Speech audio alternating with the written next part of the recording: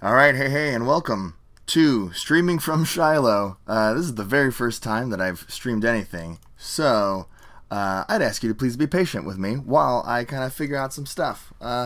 Sunday, I downloaded the software to do this, and I've never used it, so here we go. Today, we have a super exciting matchup. This is part of the Stimhack Cache Refresh online tournament, and we've got the 4th ranked PaxCecilia versus the 6th ranked YankeeFlatline. So definitely going to be an interesting game. Of course, all cache refresh games are really interesting because it's such its own meta, and it's really exciting. So give me just a second. I'm going to check in with the guys on Slack to see if this is working, because it should be, right? I think it'll work. Alright, well, we'll give it a shot, huh? Give it a shot. And we'll see what happens here.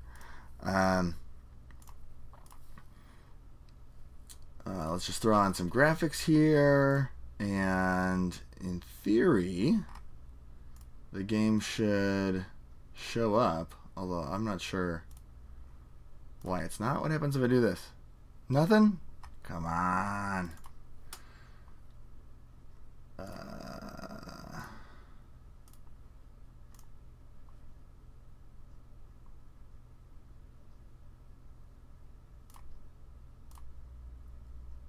Give me something good. Come on. Do it. Do it.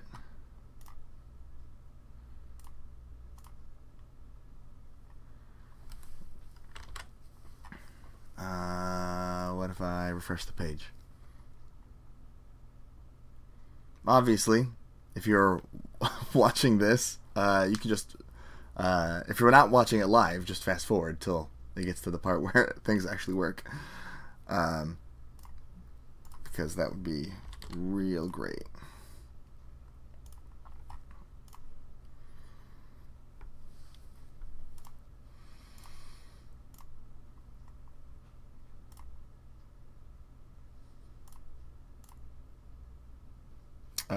The only thing I can't figure out is how to get Kentucky to actually show up in the game.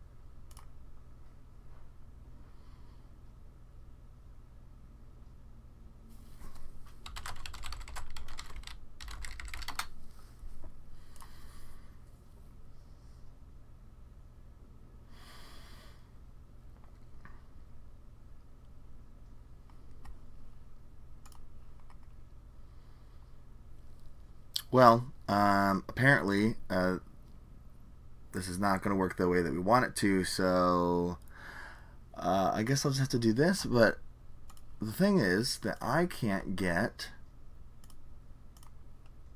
into their game at all, which I don't know why that is.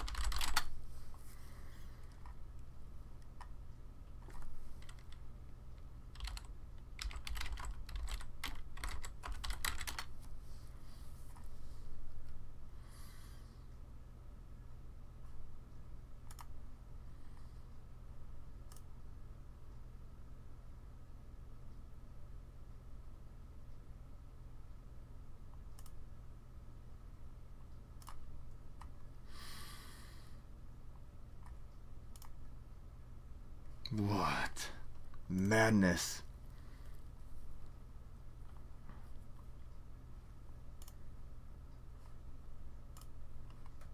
I might just have to turn off the stream here for a second.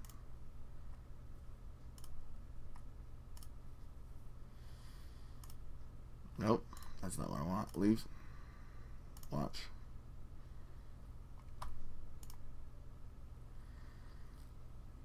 Well, in theory, this should work.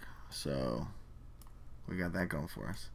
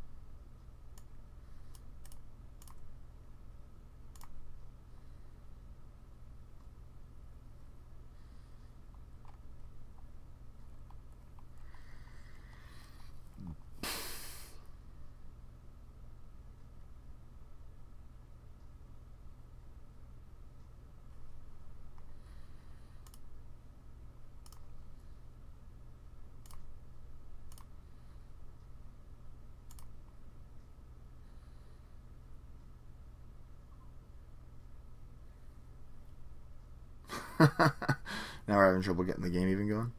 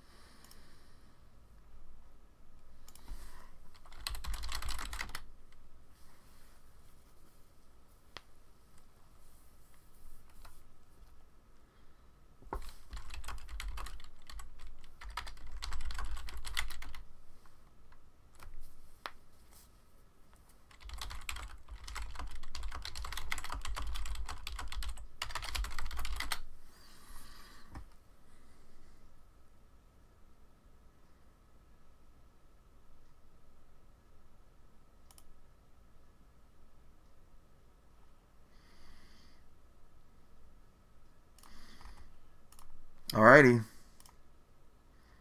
I think this looks good. Hopefully it is.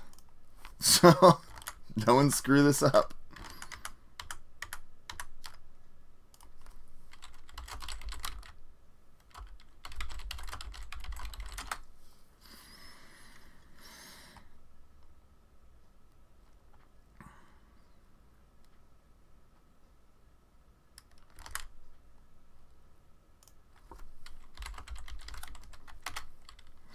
Alrighty, well, cache refresh. Here we are. Let's have some fun. Thanks to everyone for being patient. And again, if you are watching the recording of this, sorry, just skip ahead real far, and that'll be great. We've got YankeeFlatline on Tennin of all things, which is amazing. I love that. I'm gonna tweak the audio here just to make sure that JNet isn't too loud. But I know that Sanjay is going to be proud because Sanjay loves him some Tennin. Let's turn this down here. That seems fine. Double ice on R&D, knowing full well that Kit is quite able to get past single ice servers very easily. So hopefully this ice placement is such that the innermost ice is not a code gate. Otherwise he's going to have a rough day with Kit threatening R&D with all those lovely shaper tools. One of the fun things about cache refresh is that normally you have to figure out exactly what big box the competitors are on. It's pretty apparent, though, because of the ID selection, which big boxes these guys are on. So Kit is, PaxCecilia is clearly using Creation and Control. YankeeFlatline is, of course, on Honor and Profit, because those are the deluxes that those IDs came out in. YankeeFlatline's starting to create that scoring remote. This is probably pretty uncomfortable for him, because with Tennin, you are very often trying to ice up all of your centrals to prevent those successful runs, and that way you get your ID trigger. Unfortunately, here he's got to play around Kit's ability a little bit, and so he's probably trying to set himself up so that he can put code gates on the outside. I wouldn't be surprised if he's actually holding on to a couple of code gates, because you really want to install those last. Let's just double check to make sure that we're coming through. We don't know. So, hopefully, Internet, things worked. YankeeFlatline finally getting his ice over HQ, which is good. I'm very curious to see which advanceable ice he's using, because obviously in the past several months we've gotten a whole lot of really good advanceable ice from Wayland. It started off with Mausolus, and then Terminal Directive gave us Colossus and Hordo, and those latter two I know are 2 influence each, so they're very easily importable. And then obviously you've got the old standby Ice Wall, only 1 influence. So there's a lot of options here for what he could be using. Of course, he could be, doing something particularly interesting. I was going to say he could use advanceable ice, but we know, cache refresh, you can't use more than 1 deluxe. So that's really interesting. Meanwhile, Kit's getting set up. She's got this great economy engine in Blue Moose, which is a great card because it combos with basically any other card that ends up in the bin, right? So he's got the build scripts, he's got Deuces Wild, and obviously that's just all going to be moose food eventually. I was going to say, YankeeFlatline clearly is going for a mass commercialization strategy because he's single advanced basically every ice that he's installed except for 1. And that's a pretty telltale sign. If you see them, putting more than 2 advancement tokens on any one piece of ice, then they're less likely to be doing that and more just trying to build like a taxing remote with good advanceable ice that maybe upgrades its subroutines or whatever. So usually you think of Kit as being this pretty aggressive runner because she's able to get into servers pretty early. Typically you don't have multiple ice on your servers. So seeing the lack of running that's been happening from the Kit side of the table is very interesting. Not only is Kit allowing Tennin's ability to fire and putting lots of advancement tokens, but if at any time YankeeFlatline actually gets more than single digits in money, he's very easily going to be able to start scoring out some stuff through shipment from Tennin. It's that new fast advance tool. The requirement for that is that the runner cannot have made a successful run last turn. Obviously the same trigger as Tennin Institute ability. So Kit finally makes a run, hits up HQ, and sees a DNA tracker. It's an unfortunate ice placement for YankeeFlatline because you don't want your code gates on the innermost ice, but at the same time, DNA tracker's a pretty beefy piece of ice, right? So Kit's using Inversificator, which is of course the way to go with Kit at the moment, as determined by, you know, the ubiquitous they of the meta. I don't think he's going to be inversificating it and moving it around anywhere, because typically shapers want to be able to challenge the remote easily and hit R&D frequently. And DNA Tracker, does not normally allow for that, but apparently this Kit wants HQ to be clear. So Yankee's got to have a question in his mind of why. Anyway, PaxCecilia ends up hitting a Chrysalis in HQ and loses a Fem. I would guess that Kit's rig is probably like 3 Inversificator and 2 Fem. Now, in Cache Refresh, you usually don't have all of the tools that you might normally have to cheat that into play. Something like a retrieval run, personal workshop, Stimhack, that kind of thing. I wouldn't be surprised if he's got a Stimhack or 2, though, and use that with self-modifying code to get it installed. Clearly, Yankee viewed that as a possible time to try to score out, so he throws down at least 1 upgrade into server 1 and plays mass commercialization, so now he's got money to resolve his ice. And so he's definitely daring Kit to check this out. But Kit doesn't like it, so Pax is just going to click up with Magnum Opus and feed a moose to the moose. Yankee's going to have a hard time finding traditional scoring windows, I think, in this particular matchup with Blue Moose and Magnum Opus on the table. So let's see what he does here. He does use the Tennin ability to put an advancement on that card in server 1. That's a shame. So he essentially gained a click by putting that there, putting that advancement counter there. And so then he advances it up to 2 and then just clicks for a credit with his extra click. So really that ID ability just kind of gave him 1 credit, and ideally you'd want to make more value out of those. But it's probably some kind of Obokata, maybe behind a Ben Musashi there. And he didn't have the shipment from Tennin in his hand to kind of make the most of that and score out the 5 for 3 without it having any advancements. Meanwhile, Pax draws up. Clearly, Beth Kilrain Chang doing a little bit of work. He knows that this is a 5 for 3, or he suspects it to be a 5 for 3. You never know. Junebug is in the core set. Totally could be a Junebug. And maybe that's, although I don't know why Yankee would have just installed it naked, but yeah, you never know. So you're assuming that this is an Obokata. Could be a future perfect. But you gotta play it like it's an Obokata. So he's gonna try to draw up. Oh, instead, he's gonna attack a different server altogether. So he's installed the gauntlet, and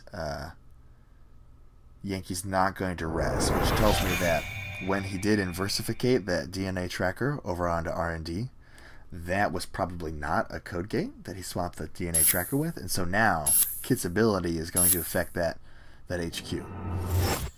Indeed, that was the Obokata, so I was right on that.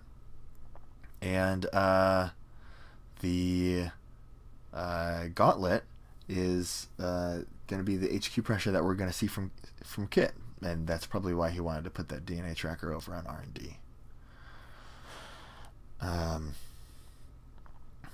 So now Yankee is up 5-3. Let's see if anyone. Oh, great! Thanks, Kevin, for letting me know that indeed this broadcast is working. So it's not quite the way that I wanted it to work, but what can you do? Double DNA tracker on R&D. I think Kit's going to have enough credits to get through this, but this is beefy. This is one of those times when you wish that you had a Gordian blade so that you didn't have to pump another 4 strength on the second piece of ice. This is going to be a draining dirty laundry. Thankfully, he'll recover a little bit of that tempo. Also, using the information that he's gained, Pax has now inversificated the DNA tracker on with the card on HQ. So now he's put a non-code gate in the outermost position. So a great play by Pax. And hey, I know that it was an expensive run, but it's always worth it when you get a couple points out of the deal, right? So score is now 2-3. With Yankee itching for some economy, because even despite that very expensive R&D run, PaxCecilia is still up at 12 credits. Ooh, that works as an economy card. So he has used priority construction. Now this guy is a really neat card here. Just came out in Crimson Dust, which is synonymous with Red Sands. And it lets you essentially motion an ice onto a remote. It does have to be a remote. I really like that design choice, because anything that encourages you to build up really good remotes, I think is good design, and that brings you back towards traditional Netrunner, right? So anyway, he's mooshing this outermost piece of ice, and it could be a DNA tracker. It could be a total ruse. You know, we have no idea what that piece of ice is. I'm hoping that that's going to be like a Colossus or one of those really exciting advanceable ice, but we'll see. Yeah, so Yankee's not going to res the outermost piece of ice. He's only got 4 credits, so knowing that Kit's going to be able to break it, that's probably right. And if that's like an ice wall or something, then not only can Kit break it, but then Kit can switch it with the DNA tracker that's behind it using a versificator, and then he'll get into that server for like 2 credits. So definitely the right play, I think, by Yankee. He's going to ice up Archives, which is a little bit surprising, but oh, I'm playing Shipment from Kaguya. I'm putting an advancement counter on that ice and another one on the outside ice of R&D. I'm kind of surprised by that. So my first thought when I see that 2 advancement counters on that outermost piece of ice is, oh, well, now he can use Trick of Light. But Cache Refresh, no Trick of Light. Ooh. Pax installs a Fem. Hard installs, not even using one of those tricksy shaper things. Just pays the outright 9, and so now he can break that innermost DNA tracker for 3 and leave it exactly where it is, or at any time he could pay the 7 with a versificator and then put that Fem to ice on the HQ or a remote or something if he really wants to make future runs cheaper. But I think he's going to leave it there because of, generally you want to be running repeatedly on R&D.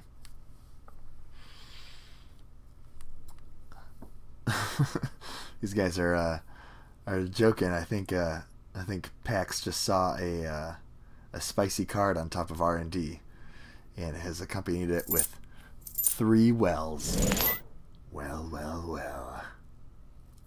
YankeeFlatline's going to click for a couple credits and use a preemptive action. Putting back money. Mass com, and an IPO.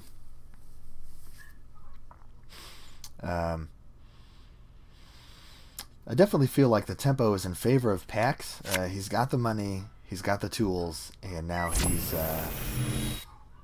probably going to try to set up some kind of R&D lock.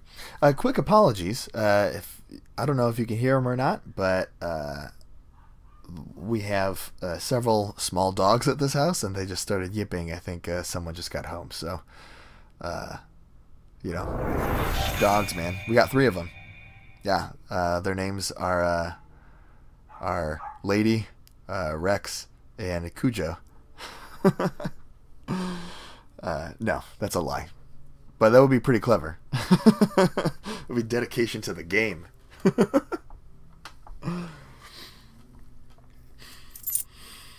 Well, unfortunately, Yankee's been drawing up for some money, and finally found some in IPO.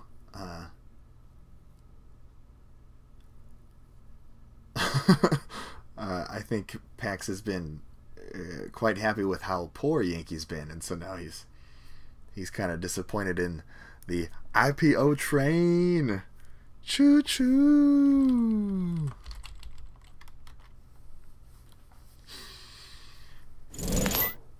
Deuce is wild. Yeah. Ice Wall, R&D. Who predicted it? This guy did. I'm the best. Meanwhile, these cheap 3-credit runs on R&D are killing Yankee. He's clearly got his remote pretty well locked up. And so I think this is the right call for Pax to be challenging his R&D. Oof. Breached Dome, that's a new one. Breached Dome is the successor to Shock. In my opinion, basically straight power creep because it trashes 2 cards instead of 1. And the lower trash cost basically doesn't mean anything. I mean, Shock's biggest draw was that would fire from archives, and so it was an extra archives protection. So clearly he's using this to discourage free runs on archives, so that he can get his Tennin abilities to fire.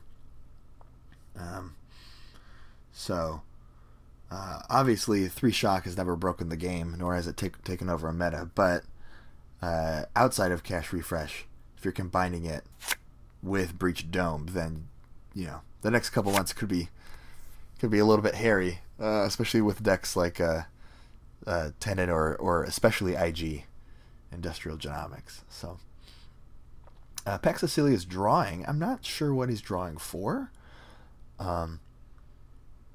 Maybe it's in response to Yankee icing up R&D. But I'd imagine that you would just, if you were Pax, you would just run R&D, deal with whatever the outermost piece of ice is, and then flip it with that ice wall that we know is behind it, and so you keep that ice wall on the outside. But of course, then, you know, if neither of them is a code gate, then you're going to have to be kind of cycling those back and forth for a while in order to keep your R&D lock going.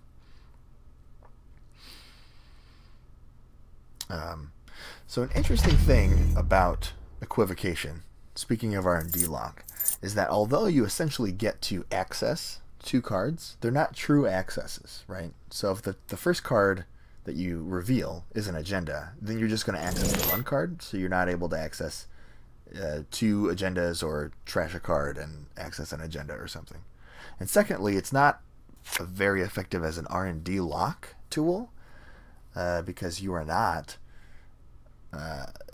you're not accessing like 2 or 3 cards down into their deck, and then seeing all of them, and now they can't draw past it very easily. So although it's an interesting multi-access tool, it's not true multi-access, and I think that's something that maybe in the future designs of the game they're going to try to shy away from, seeing how powerful something like a medium is. I think with the events they don't mind doing it as much. Clearly we saw Terminal Directive with deep data mining.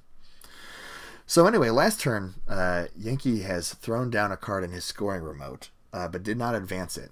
And in response, Kit has continued to draw up and has gone for a really big Maker's Eye run.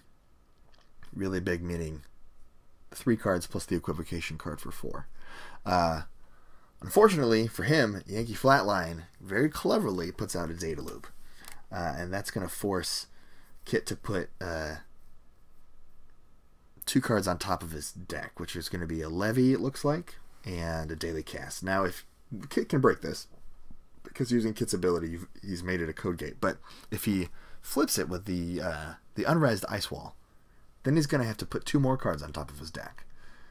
Now, granted, he can just draw those back up, but we've seen a couple spiky cards out of YankeeFlatline's deck. We've seen these Breach Domes. We've seen the Chrysalis.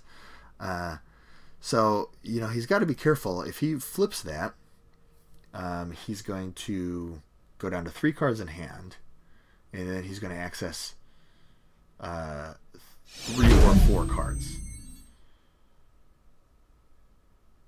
Oh, gotcha. So instead, Pax has used Diversificator to flip the ice, which triggers after breaking the subs, and then he passes the ice, at which point he can jack out.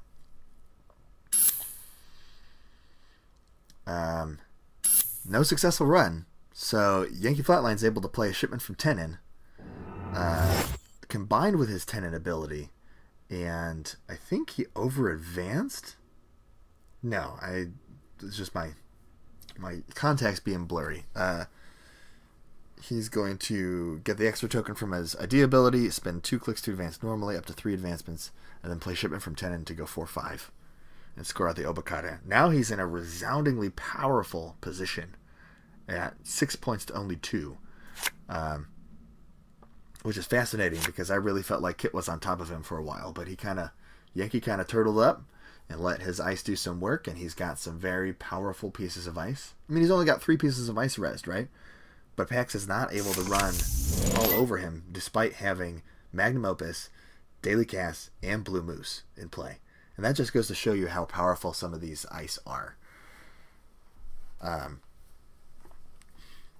Really a shame for Pax that Maker's Eye run was not able to go through, because I think that would have done him a lot of work.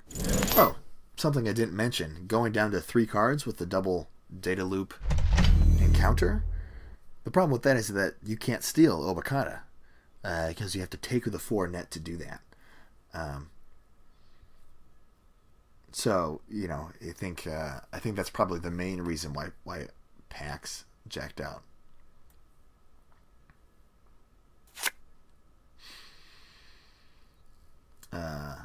Looks like Pax is drawing back up some of those cards he had to put back with Data Loop. Also, last turn, Yankee put an upgrade on R&D. I'm trying to think of what that upgrade would be. It could be a Ben Musashi. If he reses the Ben on R&D, he's not going to... Oh, man. It's probably the Ben. He's not going to be able to res it on server 1, but clearly, you know, Kit is trying to keep him on R&D lock here. Oof. 2 Maker's Eyes. Two Maker's Eyes have now been a bust. That's really rough.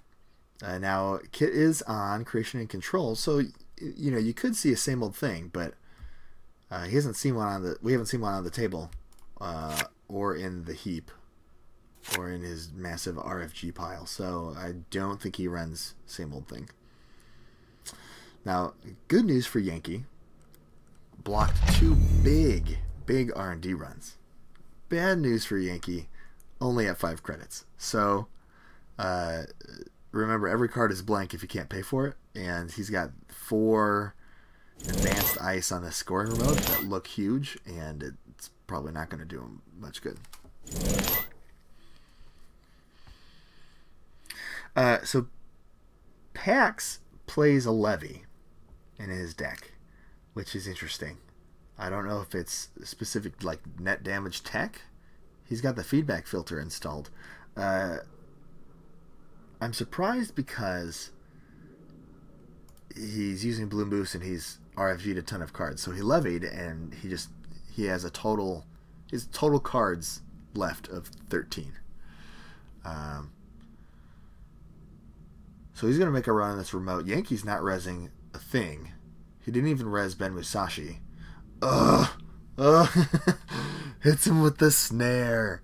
Oh, man. Now, Pax is going to prevent 2 damage, take 1, and the tag. And then he'll probably clear the tag. Yeah. The good old baited run. Well played, Yankee. You're only down to 1 credit. So hopefully you've been saving up those mass commercializations, am I right? Let's see. You've played 2 of your IPOs and a head. 2 hedge. There it is. So he did shuffle back all of his mass comms. He gets his 3rd IPO out. Boom! 1 credit goes to 26 credits in a turn. It's freaking madness. Madness, I say. 25 credits off of 2 clicks. Oh, man. So some guys in my local meta have been discussing some of the new card design, and we like the design of the new cards that encourage you to play Advanceable Ice or encourage you to go tag me. But what we don't like is kind of the limitless design. What I mean by that is there's no cap on how much money you can make from Mass Comm or Mars for Martians. And so you can really abuse those cards, especially when it comes to like recursion abilities too, you know. So here Yankee is able to play 2 or 3 Mass Comm, then he uses preemptive action to shuffle those back in, and then he can play those all again. Now it's awesome for him, but you know, I don't necessarily like that he's able to do that. I would be much more interested to see more effects like that, like a Celebrity Gift, right? So Celebrity Gift says you can reveal up to 5 cards from your hand. You gain 2 credits for each card you reveal. And so equivocally, Mass Comm could say you may gain 2 credits for every card that has an advancement token on it, up to, I don't know, 10 credits or something like that. I feel like 10 credits for a single click is about the maximum that you want to be able to do. Same thing with Mars for Martians and counter surveillance. Effects like that, what if they capped out at only accessing 10 cards? So anyway, in these past couple turns, unfortunately, even though he levied back his Maker's Eyes, Pax lost a Maker's Eye to a Breach Dome access, and now that YankeeFlatline has some money, he's now throwing down into Server 1. It's just clicking for credits. So he's advanced it, taking 2 credits. I'm surprised. You know what? He probably put that in his Server 1 knowing that with the gauntlet on the table, Pax was moderately likely to be able to access that. You know, you're only down to 13 cards in hand. He's been drawing a bit. You know that those agendas got to be somewhere. So, you know, HQ is a pretty valid target, especially because Pax knows he can get in here. The innermost ice is a code gate. So I bet you Yankee threw this into Server 1. Even though it's a Nisei, even though it's a 4 for 2, and says, okay, I gotta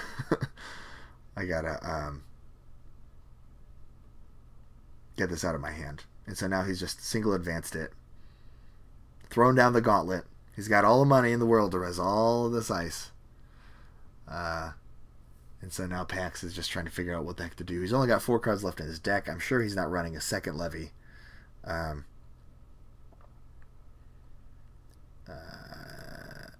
So I'm not sure what he's going to do. He's got to get in here or else Yankee wins. Unless he is able to steal an Obokata and a 2-pointer on top of that.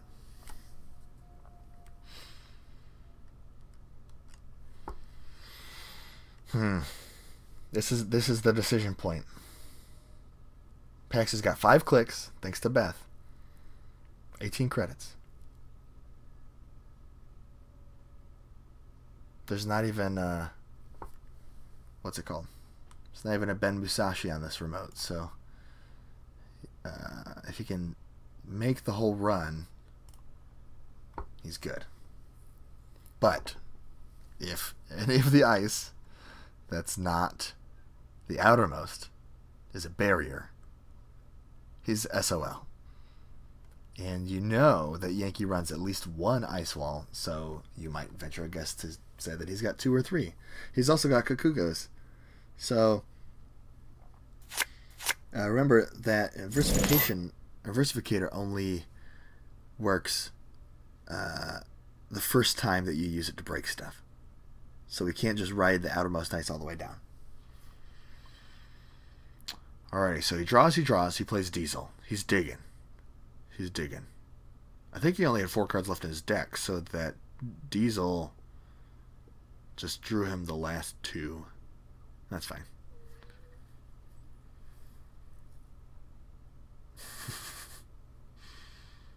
Pax crunching some numbers. We've all been there. Now,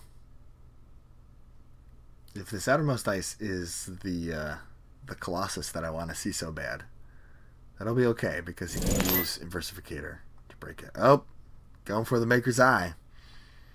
So he's going to hit this Kakugo. Oh, man. This is rough. So he's going to hit the Kakugo. He'll take the net.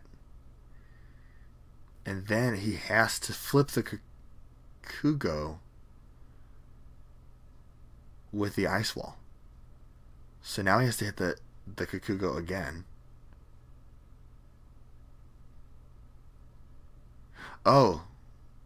He can use feedback to prevent the net. So that's okay. So he'll still have enough cards for an Obokata.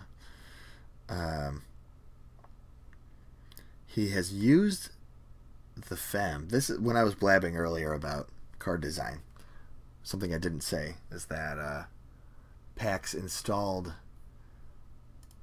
a Fem on Data Loop, probably with a Scavenge. I don't know. So now he can get past Data Loop without having to put 2 cards back on his deck. So that's huge. Yeah, Data Loop being released means that Femme Fatale got better. The stock for Femme has risen. So anyway, he breaks the DNA tracker. He's going to hit the Ben Musashi, which is going to apply even if he trashes the Ben, which he's not going to be able to because he's down to a single credit. It's going to reveal with Equivocation. Steals the Philotic. Ugh. And it's going to top out at 4 points. Man. Alright, if this is the Nisei, then I think we have ourselves a winner. YankeeFlatline, the winner of the first round of Cache Refresh. Man. What a brutal matchup. Turns out that Masscom makes you crazy rich so that you can afford to have crazy big servers like this. And Yankee knew when to res and when not to res against this kit ability, which was awesome.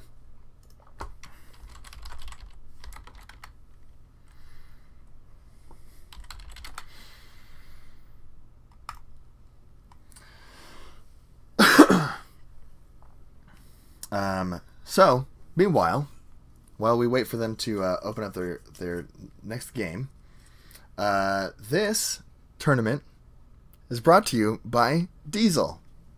Diesel. It's the Red Bull of the future. So crack open a can of Diesel and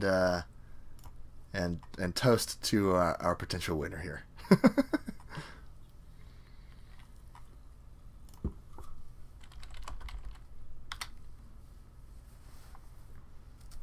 Oh, Yankees gotta hydrate here. So, in the meantime, I'm going to show off some of my cool graphics here. Let's get rid of this so you can actually see what I'm trying to show you here. Coming into this game, Pax was up 5-1, which gave him 15 prestige. And YankeeFlatline was at 4-2, which gave him 12 prestige. Interestingly, there are many people at 4-2 in this. After 3 rounds of this tournament, myself included. I'm gonna say at a glance, there's a dozen. There's a dozen of us who are at 4-2. We've got 12 prestige. So these games are going to be really important. So not only did Yankee win a game, which now brings him to 5-2, ties him with Pax at 5-2, but his strength of schedule is going to be great because he's playing Pax. Yankee's making himself a great case to stay in that top cut because out of all of those people at 12 prestige, he already has the highest strength of schedule. This tournament, it's one match a week where you play 2 games, and I think it's a really interesting format to do. It's a really great way to explore Cache Refresh. So I'm definitely happy to be a part of it. But we are going to a cut after the 5th round. So we'll have 5 rounds of essentially weekly Swiss. So YankeeFlatline is at the top of all of those guys, and barring him losing several games here during the Swiss rounds, he's making a really, really strong case for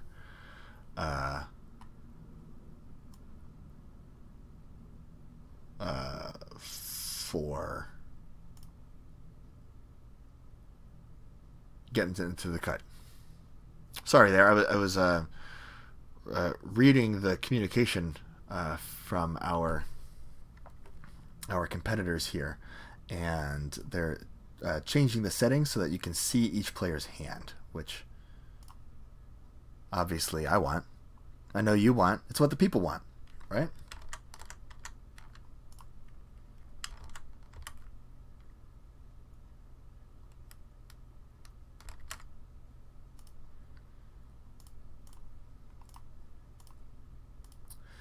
Why am I not able to join this game? Come on. Help me out. Help a brother out, man. Here. I want me to solve this.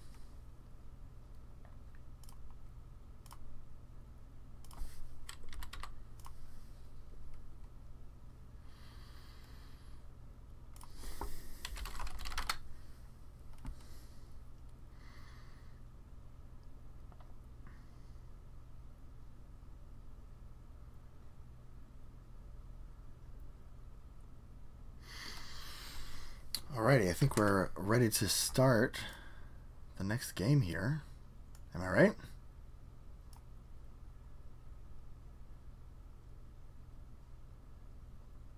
I hope so. Alright, yeah, here we are. Let's get this other graphic back up.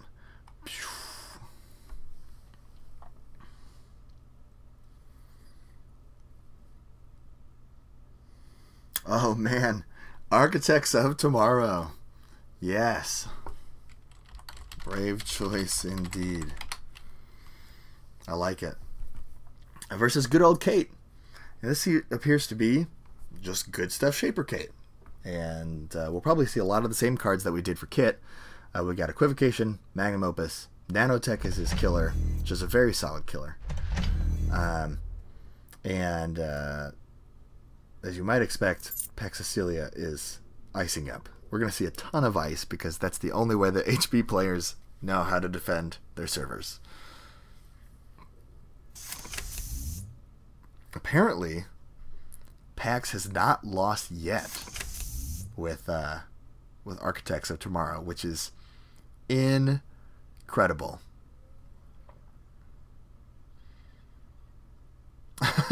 Pax is super upset about this strong opening from Kate, where he gets Magnum Opus and Beth Killer Chain. Pax is just gonna do Glacier stuff, man. He's just gonna install. Now, Kate could be on Temujin contract.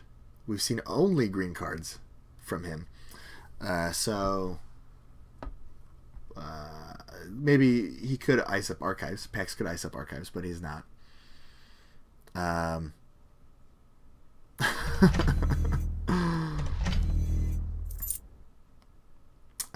Pax installs into server 1. So we're going to see how Yankee reacts. Interesting thing about Architects of Tomorrow is that it really discourages you from just running, just to check stuff, just to make him lose money by spending. Or lose money by paying to res stuff. So Pax has got his drip economy going. And we see the new agenda, as it will be referred to. A CFC excavation contract, which simply just pays you back for all the bioroids that you've resed. So for Pax, it's probably kind of a win-win, right? If he installs that, advances it once, Kate doesn't run, then he just gets a free 4-2 agenda, no pressure. But if he does run and he gets to res some ice,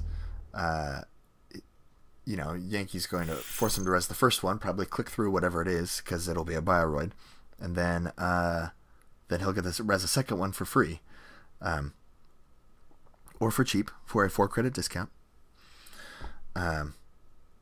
So yeah, you know, I really think that excavation contract is going to be an agenda, particularly post-rotation, that's going to make AOT a little bit more viable. I'm not sure if you want to play it over Vitruvius, but obviously you don't have the option to do that in Cache Refresh. You don't have Vitruvius, so I think this is a fine choice. Pax is apparently trying to say that he is just getting used to the commands in Shinteki. But clearly, he knows. He's played. He's 5-1. Well, now he's 5-2. But otherwise, he's pretty good. So apparently, Pax is also all about having tons of remotes and stuff. Now, there's no reason why Kate shouldn't check these, as far as I can tell. Because the only thing that Pax is doing is just gaining some money from Maryland. So, you know, I guess he's just trying to tax Kate out and make him trash. Ooh, MCA austerity policy. Yes. So if you're not familiar with austerity policy, it is a very powerful asset that is definitely a must-trash asset. Essentially, the corpse spends a click each turn to make the runner lose a click each turn, and if he can do that 3 turns in a row, then he's able to get a bunch of clicks, which presumably you would use to fast advance something. It's easiest to fast advance a 4-2 with this, because you can place the last counter and then immediately use the click and trash ability. So if you happen to have a 4-2 in your hand that gave you a bunch of money, then that would be really good. There you go. So now he's getting enough ice down where it's going to punish Kate a lot for checking these. Even if she clicks through whatever bioroid it is, it's still going to be pretty painful. Because Pax is going to get those cheap reses. And as we know, then Pax will also get even more money back from excavation contracts. So, you know, we're finally seeing that bioroid ability that could possibly rival the money that you get from ETF in an ID. So that's exciting. That's really cool. Anyway, Pax has res the MC austerity policy. Again, this is a must-trash asset, which is going to force Kate to run through the remote. And even if Kate can break those things, it's not going to be a problem. But even if she does run, then Pax is going to get at least one free res, or cheap res. So MCA, or so what was I going to say? Memory diamond. They've just had a conversation about the memory diamond. We figured it out. We figured out what's going on. I couldn't figure out why you would put memory diamond, because the main thing you get out of this is the memory, which is cool.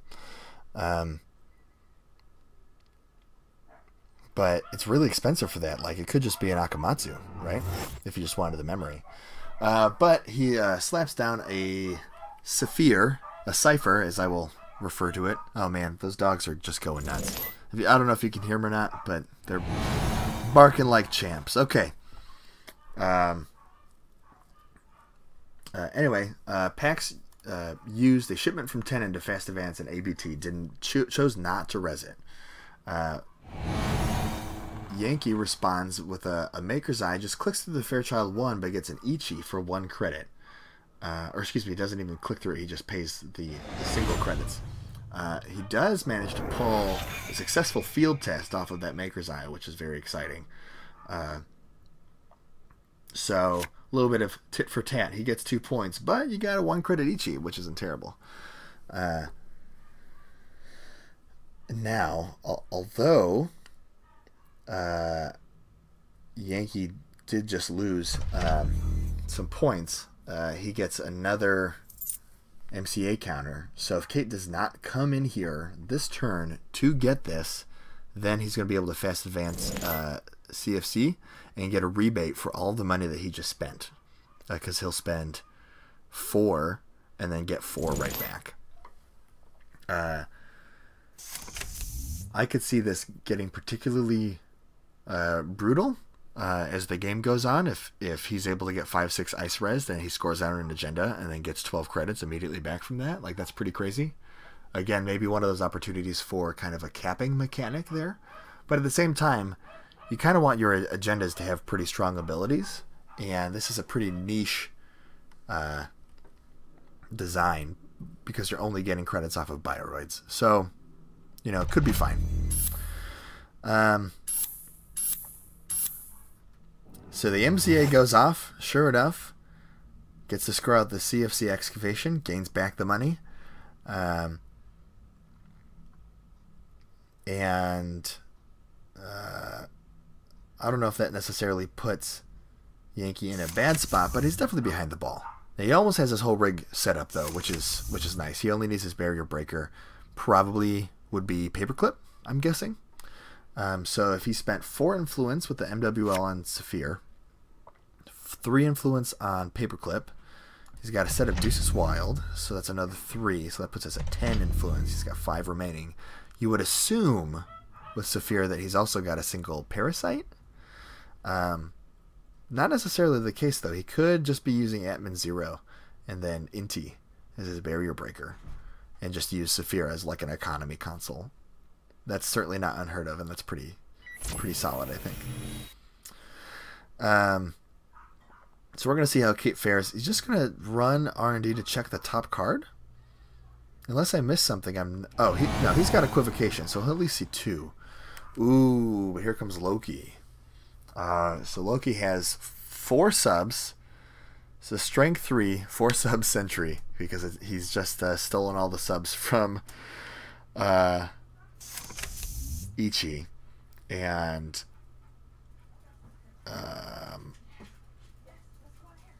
what did he use? Self-mod? Yeah, he used self-mod to just get rid of that. Self-mod onto the Parasite. I'm surprised that he is using Deuces Wild instead of something like extra clone ships, maybe. Looks like there's some confusion. Oh no, I think Yankee did mean to jack out there, so it's fine. And there we go. There's the same old thing, so we can keep up the R&D pressure with the Maker's Eye. I'm surprised that Maker's Eye doesn't see more competitive play. I think it's just under the elite level of competitive decks, but in this limited card format, absolutely. Maker's Eye to your heart's content. Really good. So now Pax is putting Maryland into server 5, something else into server 1. He's going to try to bait the run a little bit. And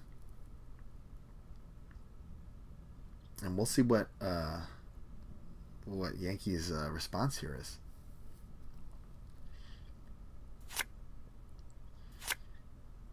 Two Parasite. So that's his influence, right? Parasite for 3, Parasite for 6. Sifr for 10. And then at least 2 more Deuces Wild. And imagine he has to have some clone chips hiding around here somewhere, right? So it'd be 12. Maybe it's 2 deuces and 3 clone chips, or vice versa. Alright, so just a couple of economy assets. Yankees being very cautious about running, and that's the right play against Architects of Tomorrow, because they punish your runs by making the runs afterwards a lot more taxing, because they get those free reses. So a little bit of a surprise, but Yankee did use a Parasite on a Fairchild 1. Which I thought was surprising. He must have assumed it was a Fairchild 3. But, you know, now he's not going to get all the free res triggers. He's going to have to spend more money if he wants to trigger his ID. So, yeah.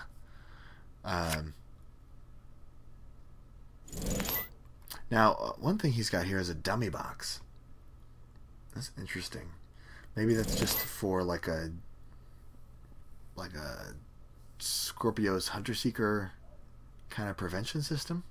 Instead of a SATCON, he's got a dummy box. That seems fine.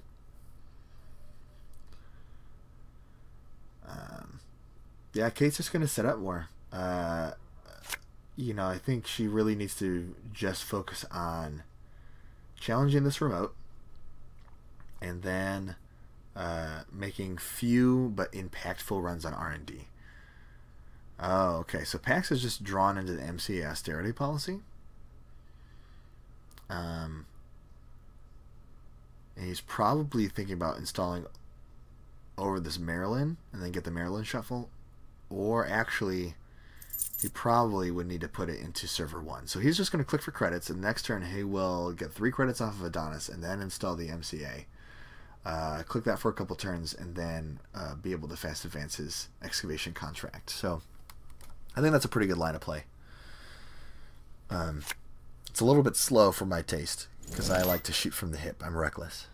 I like going faster than that.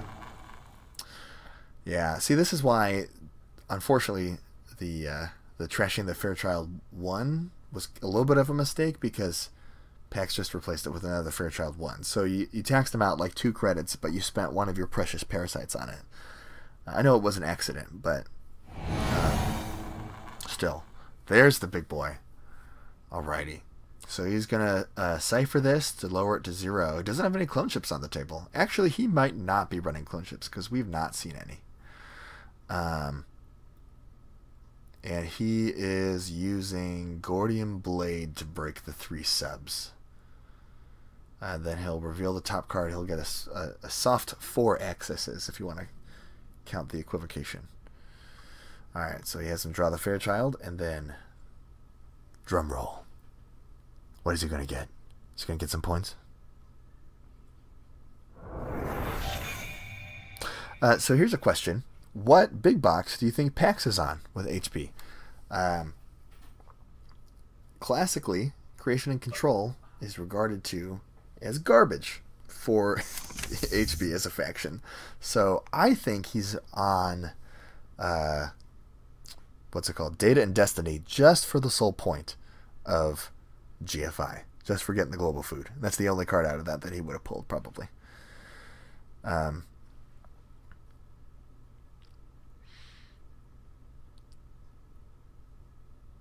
Oh, at some point, that might have been really early on. I didn't realize that Yankee had taken a hand size reduction of some kind, because his LLDS chip increases his hand size by 1, but it shows his max hand size is only 5. Oh, maybe it's because he used Sifr last turn. That must be what he's using it for, I guess. Maybe it's also like a soft boom protection to get his hand size up. Anyway, so instead of installing over the Adonis, he has now put a single ice protecting server 7. And I'm guessing it's because he would... Pax is trying to give Kate the option of running this so that he can res it and get more ID triggers. I think for just the 3 credits, and MCA being such a powerful ability, I think I would have rather just installed over the Adonis. But Pax is... oh, he gets the 1 credit Eli 2 res. Eli 2, typically not considered that good. Certainly not as good as Eli 1 because it costs the same as Eli 1 to break with paperclip. But if you're on any other breaker, it costs a little bit more. And it's certainly pretty effective if you can only spend 1 credit to res it. Ooh, pulls the GFI, confirming that that's the Data and Destiny box that PaX has. And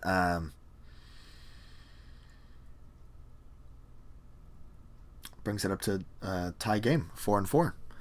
Now Kate's going to want to deal with that server 7 because you know that he's going to fast advance something. What Kate could do is wait a turn and then run Pax's hand to try to oh my gosh, puts a Sherlock and something else on R&D. That's brutal. I was going to say he could challenge HQ, trying to snipe the agenda before Pax can get the MCA ability. No, yeah, see, he's baiting him to the single run so that he can spend 1 on the Fairchild, and then he's going to get to res like this Sherlock for 3 or something stupid like that. Terrible. I do love me some Sherlock too. Oh no, he went for the Fairchild 3. Yeah, that's the right choice. Resing a Fairchild 3 for 2 credits. 2 credits for Fairchild 3. It's bonkers. It costs Gordian Blade 6, and you spend 1/3 of that resing it. But he did deny him the MCA, which is important. I think that's the right play, even though he could have attacked HQ to try to pull out this excavation contract. Pax can just let that MCA with the 3 counters just sit for a while, and then he'll be able to fast advance his GFI. Oh no. Definitely did not mean to click friends in high places yet. So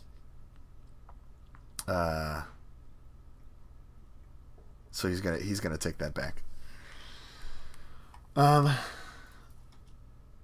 Here's something. It's turn 17. Has Yankee been firing his Blue Moose? It looks like it.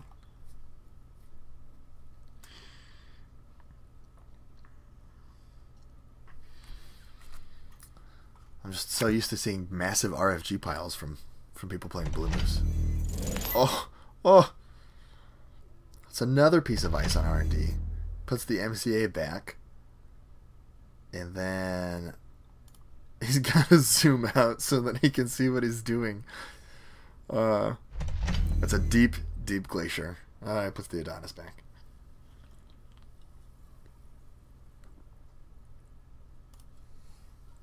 And this is the great part about Architects of Tomorrow, because even a simple Adonis behind a single cheap Fairchild, normally, if I'm Kate with Magnum Opus, I'd say, yeah, definitely run that, trash that Magnum Opus. I don't even care if he resed it yet.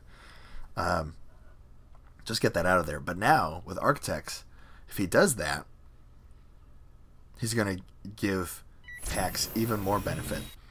So here's how you play around it. First, you don't run already resed ice because you're forcing him to at least spend some money. Cider Adaptive Barrier. So he does have a couple hard end the runs in this deck. And a Cider is definitely very good. Oh, he clone ships the Parasite. He clone ships the Parasite, trashes the Cider. Oh, is he going to hammer HQ here? Because the winning agenda is in HQ right now. He's got a 1-3. Hits the IPO. Is he going to run it again?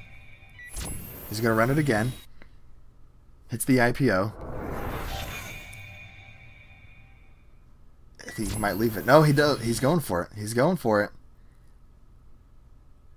Oh! Pulls the winning agenda out of hand. Man. YankeeFlatline, you boss. Well played to both players. Oh my gosh, that R&D server though.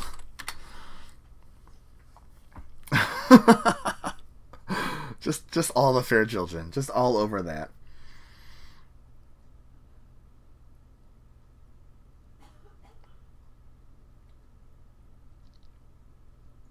Man, that was incredible. Yeah, Cipher Sight turns out still powerful in this format. I'm surprised we didn't see more of these clone chips, but I would wager that unless he's got some other 2 influence card, that he's got 2 more clone chips in here. It seems strong.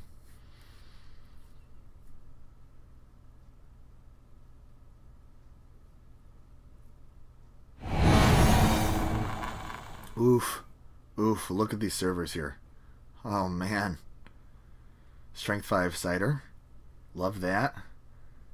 There's my man Sherlock. Those sentries don't worry me. Yeah, nanotech with Cipher makes a lot of sense, because then if you're lowering the strength, then you're getting around this fixed strength thing, which means that you don't have to spend a lot of extra credits pumping.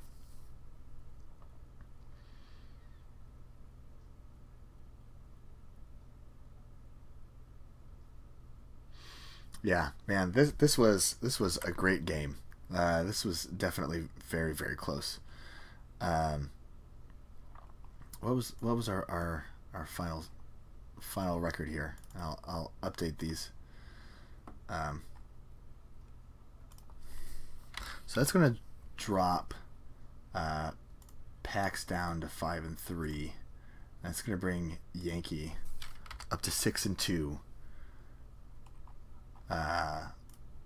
Which is pretty incredible. It's definitely putting Yankee in a good position for the rest of this tournament, because now he's going to be pretty hard pressed. He'll have to get swept in order to have a chance at not making the cut, I think.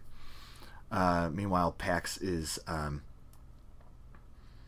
still at 5 and 3. He's still got a chance, but he's going to be on that cusp. Like I said, there's about a dozen people waiting at 4 and 2 this week, and so if a couple of those guys sweep, we're going to see a lot of 6 and 2s, and that's going to bump Pax out. So, well, thank you everyone for tuning in. If you watched live, then thanks for the patience at the beginning. But I had a lot of fun, and hopefully you will join us again for streaming from Shiloh.